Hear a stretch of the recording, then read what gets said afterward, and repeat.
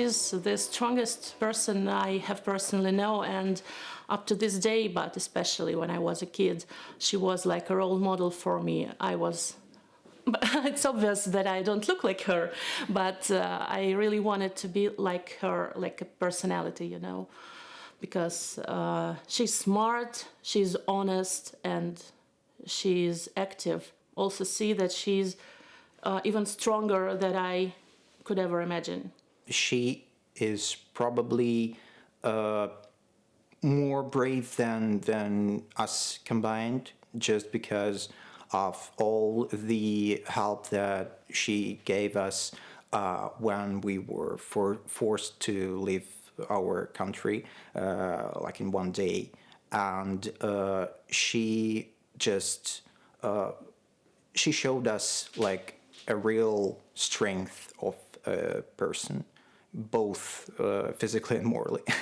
For me personally, Anna is not just a family member. She's frankly one of my closest family members.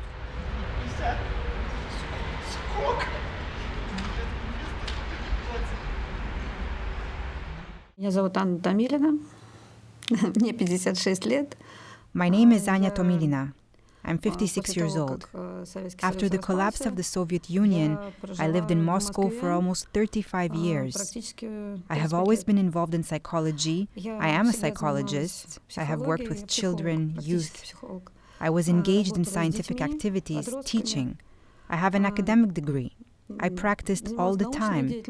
I mean, if my scientific activities stopped at some point, I have always worked with children.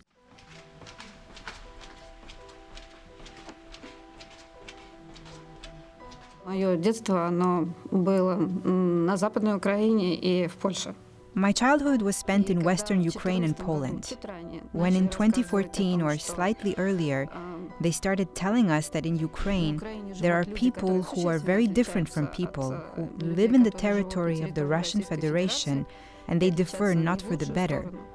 It was very unpleasant for me.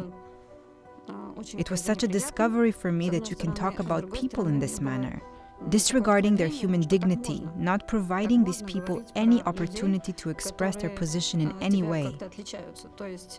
When the invasion began, my daughter and her husband were journalists, and as a consequence, they had to leave. By early March, they were no longer in Russia, and their child stayed with me because at the time they fled Russia, he was sick and could not go with them. I realized that I could not stay in the country. I felt certain vacuum around me. The question was, where to go with my grandson? Suddenly, it turned out that my daughter and her husband were working in Lithuania, and that Lithuania could accept me as a highly qualified specialist. I could get a blue card and come to Lithuania, where I had never been before. It was a very exciting moment.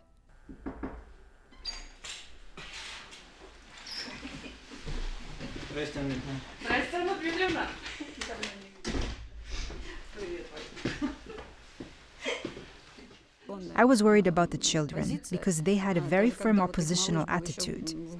Even when their child was still an infant, they would bring him to me, leave him, and go to some mass actions against the current order. But I did not think it could affect me personally.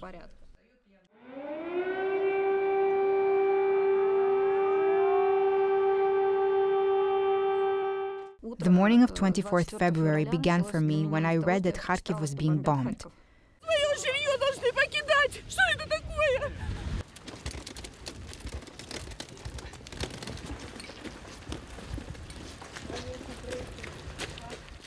First of all, it is a city I often visited as a child.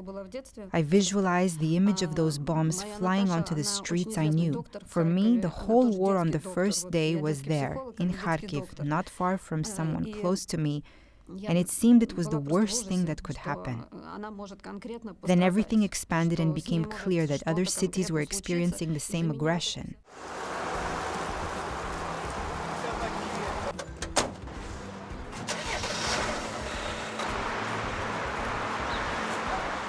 It was so difficult mentally because with me was my grandson who was left without parents, and who also, due to his age, was just monitoring the channels and reading, so I had to exude some kind of confidence that everything would have been fine. I had to find some arguments to say that even if it was bad then, it would be good in time. I barely knew what to say. I could not find this information in the professional community of psychologists because even those people, who were on the bright side, were also confused.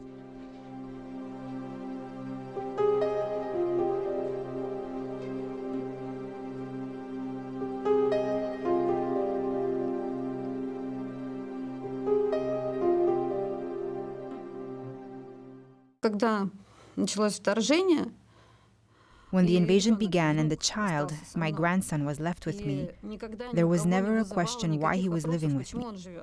Suddenly, one of the teachers asked me where his parents were. I replied that they were not here. Why does your grandson live with you? Do you have any official documents stating that you are the guardian of this child? I said, no, I'm just a grandma. The answer was, no, it must be an official document. What official document? That his parents abandoned him? They did not abandon him. No, they abandoned him, and the child is now without any legal guardianship. His parents could no longer come. Moreover, they were already working in Lithuania. Namely, they were official representatives of the opposition channel. And then I realized that we had to leave very quickly. As long as a child does not have official care, he must be placed in some state institution under the care of the state. Thanks God that Lithuania was able to provide such a response and we came here.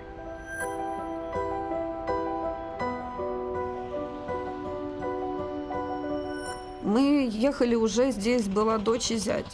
I got in the car, packed my luggage, took my grandson, and we drove from Moscow to Vilnius via Belarus.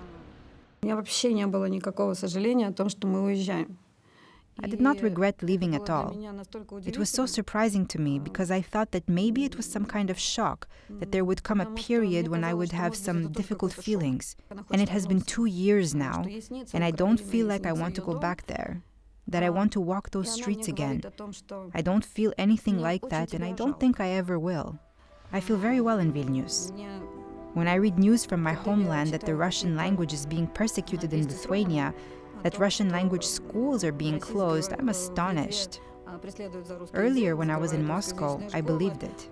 When we came here, we felt that people were friendly, interested in what and why it had happened. The next 2 years passed. Both the city itself and the people who live in this city are very comfortable and very pleasant. The only difficulty is probably the language. It's very difficult to learn the language, but I really want to. It turned out that there was a lot of work here according to my specialty. There are not only children who have come directly from Russia, but also children who have come from Ukraine, from Belarus.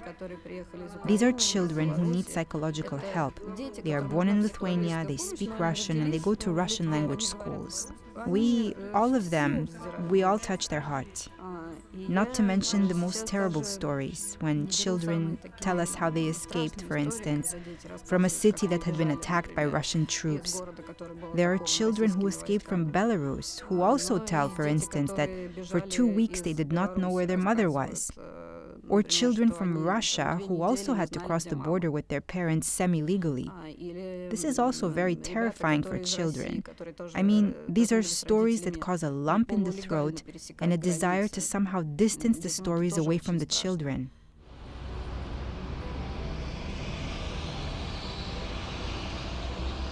Children should not go through these kinds of emotions at their age. Certainly, when you work with such cases, you also need support.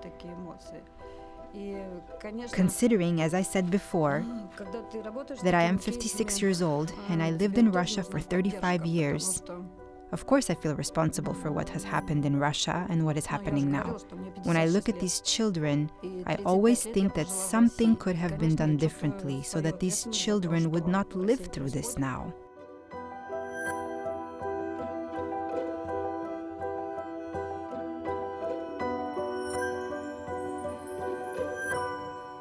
Кроме того, что, конечно, я получаю психологическую помощь, мне кажется, что Except for getting psychological help, I think that first of all, I have children, I have a grandson. I think that a steady grandmother is very important. I'm not a politician, I'm not a journalist, I am not a soldier. It is very important to me what I do, supporting these children, supporting the future of these countries, supporting maybe a new generation in general. I think it is very important, and it is the only thing I can do. I cannot do anything else. I can only make sure that when these children grow up, we would not say that they are a whole lost generation. Я бы и не хотела, чтобы мой внук туда вернулся вообще когда-либо. I would not want my grandson to ever go back there. Obviously, he is a child, and sometimes when we pass by some places in Lithuania, he reacts very emotionally. Look, this is similar to what's in Moscow. He even cried a few times. And I always said, Sasha, I understand you, but remember what your grandmother says. I think you should never go back there. Я не знаю, насколько мой внук запомнит то, что я ему I do not know how much my grandson will remember from what I have told him, but I have repeated it many times. I really want him to remember it. I'm not sure if my parents, if they were alive, would accept what I am saying, but I really fear for the next generations, including the next generations of my family. У меня реально существует страх за следующее поколение, в том числе за следующее поколение моей семьи.